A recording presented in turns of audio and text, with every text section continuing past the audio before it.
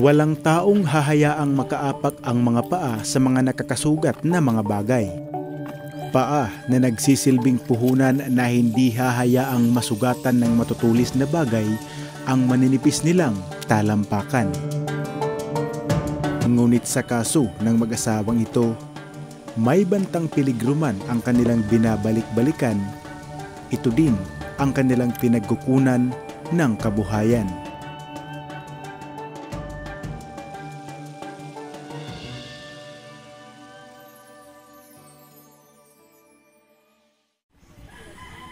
Sa isang tahimik na barangay sakop ng Calvega, Samar, nakilala ko ang mag-asawang mahigit 3 dekada nang naging pamumuhay ang pangunguha ng talaba o mas kilala sa tawag nilang sisi at ibinibenta ang mga ito sa bayan ng Calvega. Sa estado ng ating pamumuhay, iba't iba ang ating pinupuntahan bawat umaga. Kung ang ilang magsasaka, abala para magtungo sa kabundukan, ang pamilyang ito, abala para manguha ng talaba.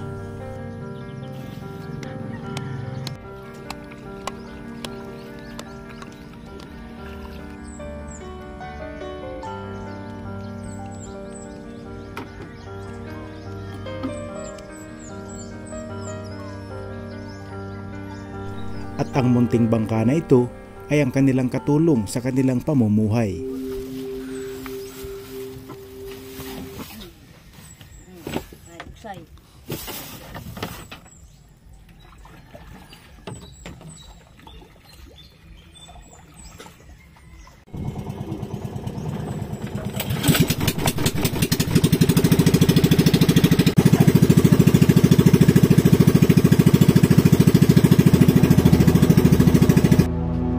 Ayon sa siyensya, ang intertidal zones, ito ang mga lugar sa baybayin na natatakpan ng tubig sa panahon ng high tide, at ito naman ay natutuyo sa panahon ng low tide.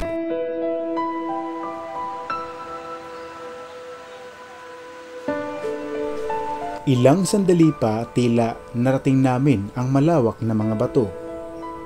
Ngunit hindi pala ito bato tulad ng aking iniisip. At ang napakalawak na parang baybayin na ito ay ang impukan pala ng napakaraming talaba. Ang mga talaba ay mga bivalve o mga nilalang na may dalawang magkabilang kabibi na napakagaling mabuhay sa iba't ibang kondisyon ng tubig kasama na ang mga brackish water. Ang brackish water ay isang kombinasyon ng tubig alat at tubig tabang, karaniwang matatagpuan sa mga estawro kung saan nagtatagpo ang ilog at dagat.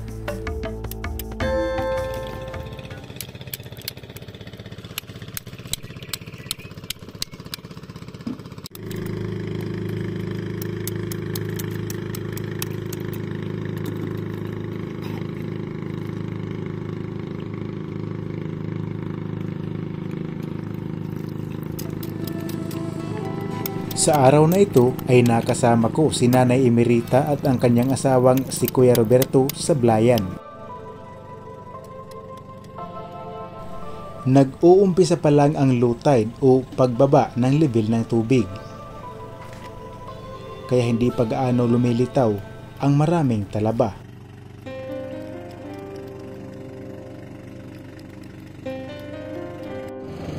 Sa sobrang dami, ito ay maaring magdulot ng pagkasugat ng iyong mga paa, lalong-lalo na kung walang sapat na proteksyon ang iyong mga talampakan.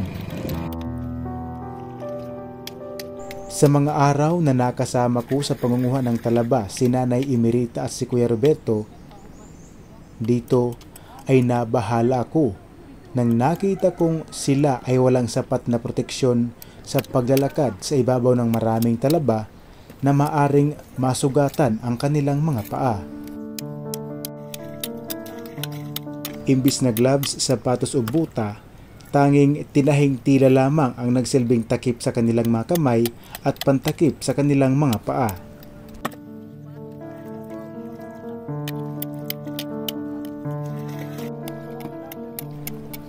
Ang mga talaba ay filter feeder Ito ay nangangahulugan na kumukuha sila ng pagkain sa pamamagitan ng pagsala ng tubig sa kanilang katawan, at ang kanilang pangunahing pagkain ay ang mga plankton o maliliit na organismo na lumulutang sa tubig.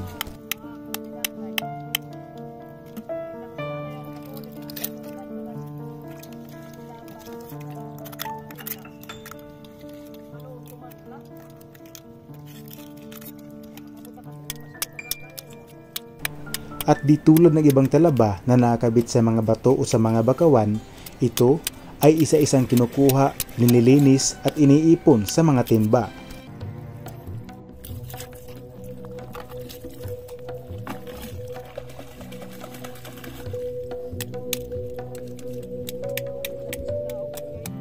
Dahil sa taglay nitong tigas at tulis, hindi sapat ang kanilang pangsapin lamang sa kanilang paang tilang ginawang medyas upang matakpan ang kanilang mga balat.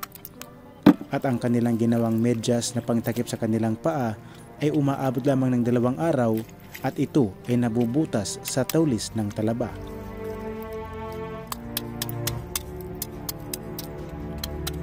Ngunit sa hindi inaasahang pangyayari, hindi maiwasang masugatan ang kanilang talampakan.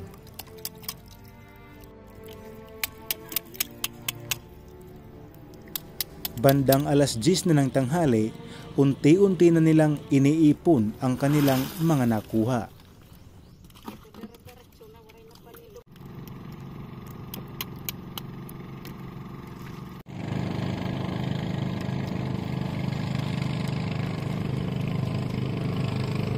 Sa umagang ito ay target nilang makaipon ng 1 sakong talaba. At sa mahabang panahon na kanilang pangunguha, alam na nila kung magkano ang kanilang kikitain sa ilang oras na pag-iipon ng mga ito.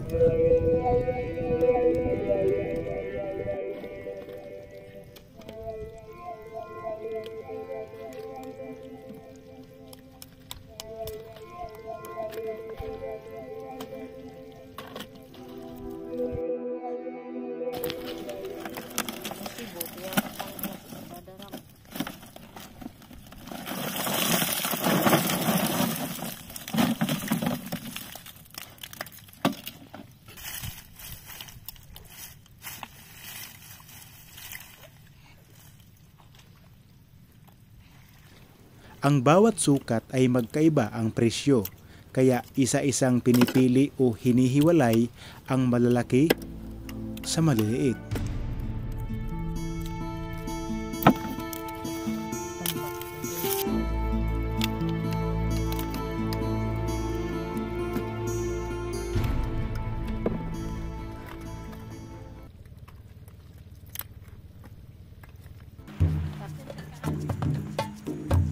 Sapat.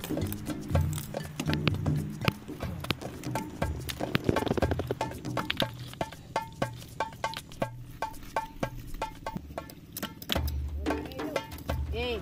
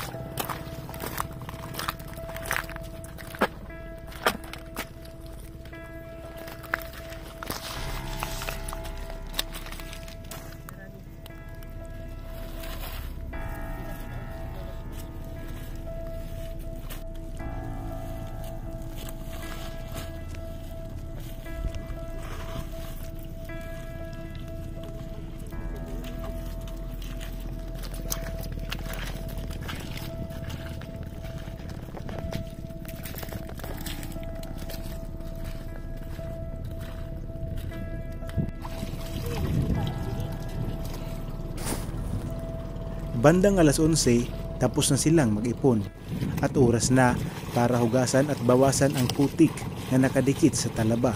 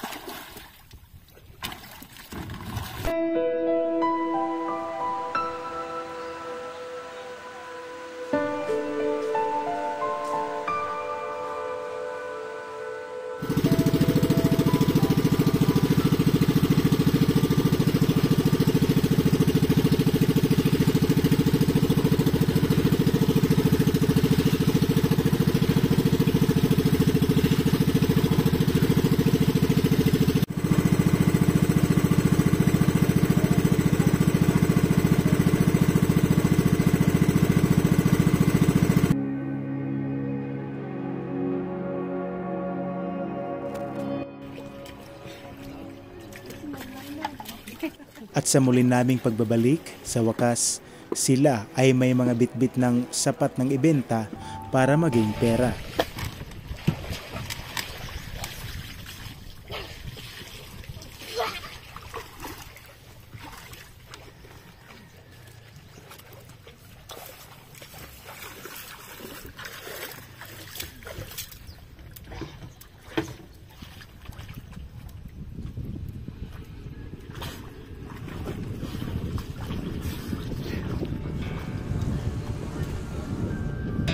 Sa seawall na ito o river flood control, dito lang iiwan ang talaba at dito rin ikakarga para dalhin sa public market ng Calbiga. At nakabalik na sila sa kanilang tahanan para magbihis at mag-prepare papunta na sa pagtitinda. Maliban sa pangunguha ng talaba, isa din sa naging hanap buhay ng mag-asawa ay ang pagtatrabaho o pagpapasuhol sa mga rice field o danaw. Ang kanilang trabaho ay nag-uumpisa mula alas 6 ng umaga hanggang alas 10 at alauna ng hapon hanggang alas 4:30 at ang bawat tao ay binabayaran ng 400 pesos ang isang araw na pagtatrabaho. Ngunit sa pag-usbong ng modernong panahon, nagsulputan ang modernong teknolohiya. Ang ilang rice farmer ay umasa sa makabagong teknolohiya, nagbawas ng tao at ang pamilyang tulad nila ay nabawasan ang paghahanap buhay. Kaya dahil sa talaba, ito ang nagsilbi nilang ikalawang tahanan ng pag-asa. Alauna ng hapon, dumating na ang isang motor at dito ay ikakarga na ang kanilang paninda at ang kanilang ibabayad ay nagkakahalaga ng 100 pesos.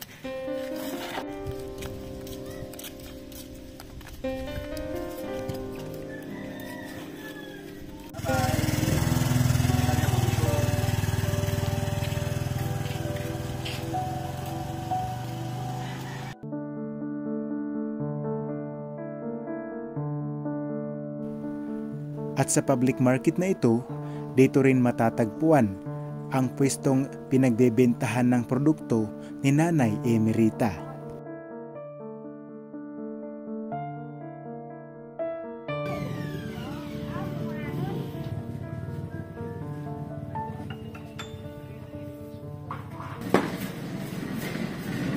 Ang malalaking talaba ay nagkakahalaga ng 50 at ang maliliit naman ay 30 hanggang 25 pesos ang bawat tambak.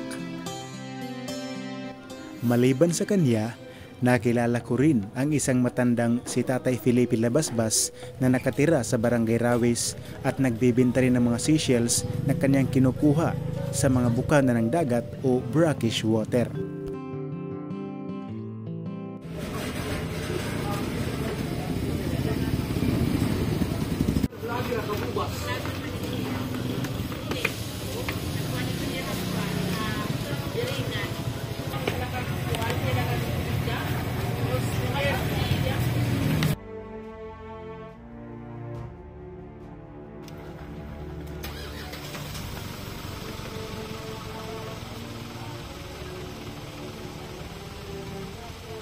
Ay, punaw.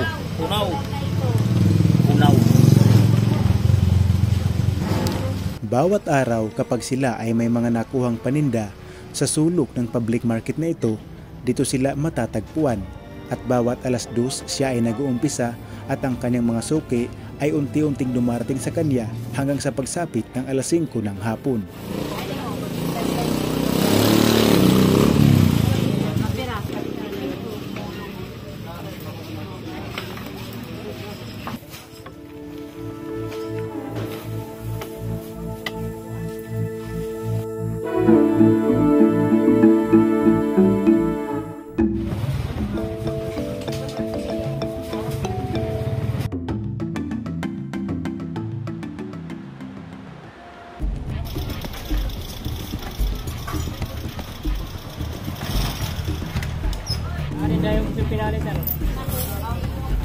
Ayon kay Nanay Emerita, sa loob ng mahigit 3 dekada, ang pinakamalaking na-income nila sa pangunguha ng talaba ay umabot lang naman ng 2,000.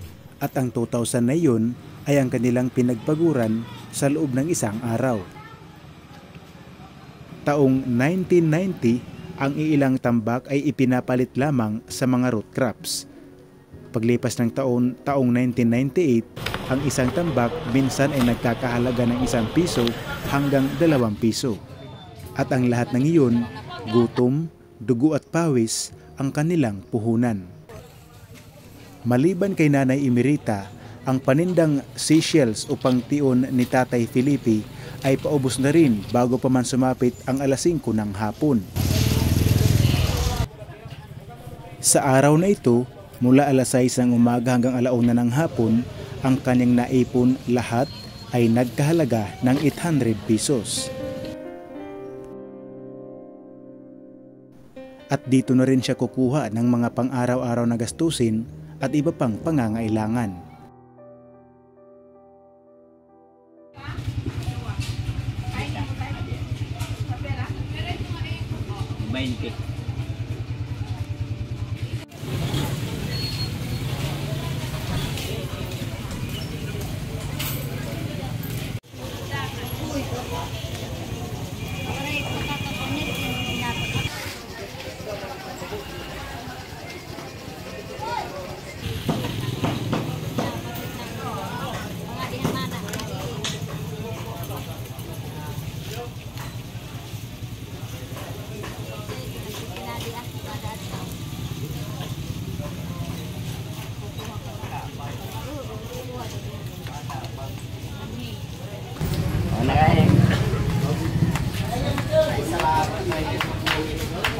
Kung si Tatay Felipe ay nakauwi na, si Nanay Emerita naman ay paubos na rin ang kanyang mga paninda.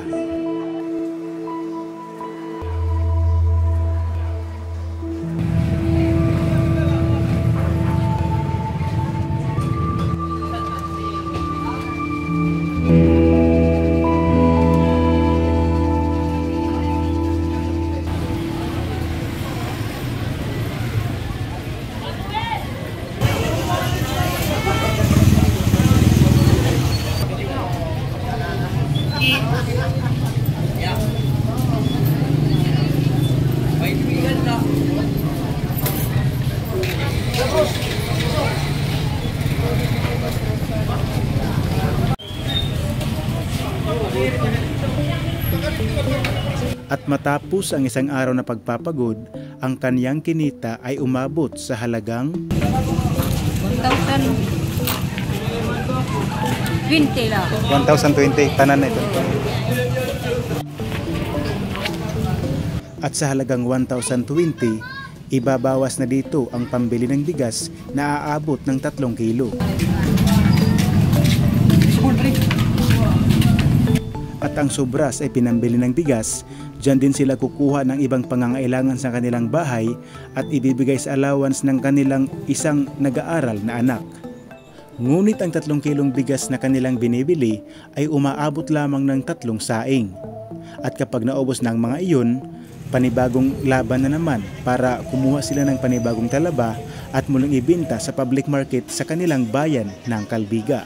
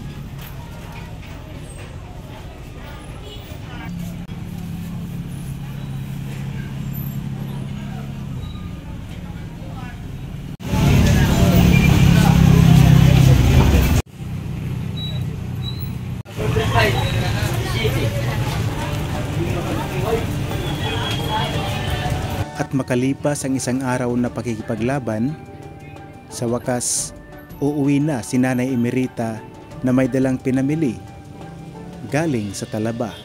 Sa kagustuhan kong maging komportable sila at hindi na muling masugatan ang kanilang mga kamay at paa, mas minabuti kong bilhan sila ng tag-iisang buta at gloves. Mula dito sa bayan ng Calbiga, ako po si Antonio Cabubas at ito ang Province Life TV, Explore and Docu Network.